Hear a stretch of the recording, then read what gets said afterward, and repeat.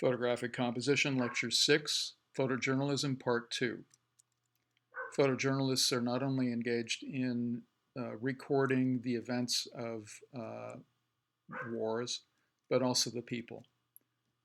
This is how they're able to tell the story, to show what's going on with the people who are actively engaged in fighting in wars, and the toll that that takes on them.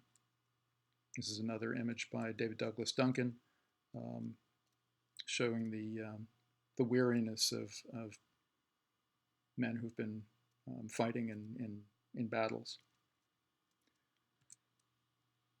And on the Russian side of events, Dmitry Balterments was a photographer who covered the Russian efforts during World War II. In this case, artillerymen, and also soldiers, infantrymen in trenches and in action. Here, on a purely technical note, a relatively slow shutter speed, allowing movement to blur, giving more of a sense of the action that's taking place. And also covering the aftermath of war. Obviously, huge numbers of people were killed, particularly in Russia during the Second World War.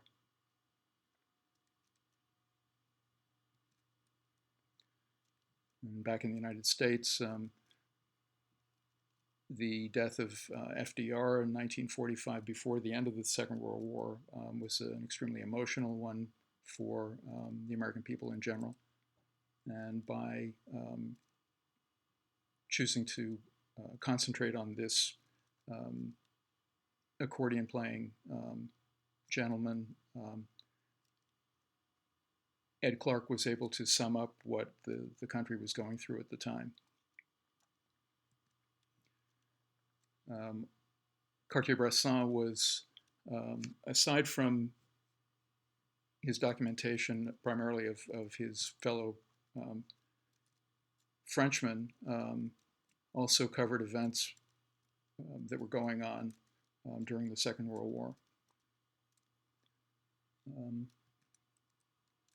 In this case, a war crimes tribunal that was carried out just after the end of the Second World War. I'm not sure what the particulars of this event were, but it's clear that emotions were running high, which is the objective of the photographer. After the war, of course, Cartier-Bresson went back to documenting what was going on around him, and in this case, I believe it's in Moscow.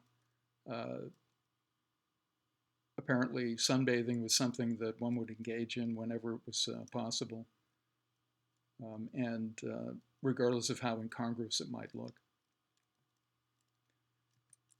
In the 1950s, Robert Frank would not have, I don't think, identified himself as a photojournalist, but he was certainly very interested in documenting what was going on around him. He was largely vilified for what he was doing, and not only among the general public, but also among his fellow photographers and critics at the time, who felt not only was his subject matter out of place, but that technically he had no idea what he was doing, when in fact this work is now considered revolutionary.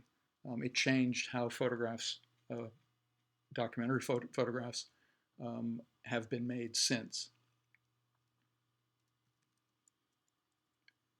And he made these photographs for a book that would become The Americans, and he worked on using the money from 2 Guggenheim grants, and toured the country just looking for whatever interested him. And some of what he saw had to do with segregation and the struggle between races and also basically the haves and the have-nots in America. Abraham Zapruder was not a journalist, photojournalist, movie maker. He was a hobbyist with a camera who happened to be in what one might call the right place at the right time, although obviously horrible events were unfolding.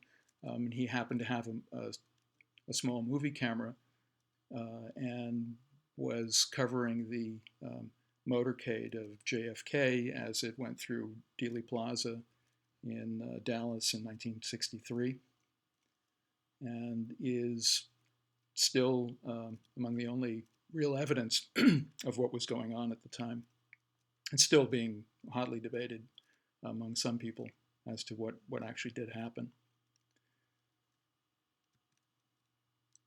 And this was a photograph taken on Air Force One as LBJ, excuse me, was being sworn in with Jacqueline Kennedy next to him and his wife, Lady Bird Johnson, on the other side looking on. This is a photograph taken a couple of days later of Lee Harvey Oswald being murdered by Jack Ruby as he was being transported from one facility to another. David Hume Kennerly was the official White House photographer at one time, but before that he was a sort of general purpose photojournalist working for a variety of publications. Boxing was one of the events. In this case, a photograph of Muhammad Ali and Joe Frazier during one of their historic bouts. He also covered politics. Here is a photograph of Robert F. Kennedy on the campaign trail before the 1968 election. Josef Kodolka is a Czech photographer and who covered events in his home country as the Russians came in and took over.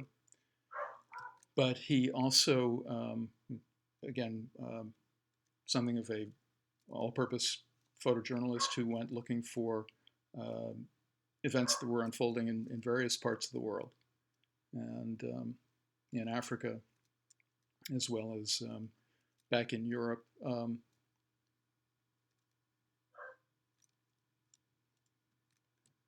And we've mentioned Larry Burroughs.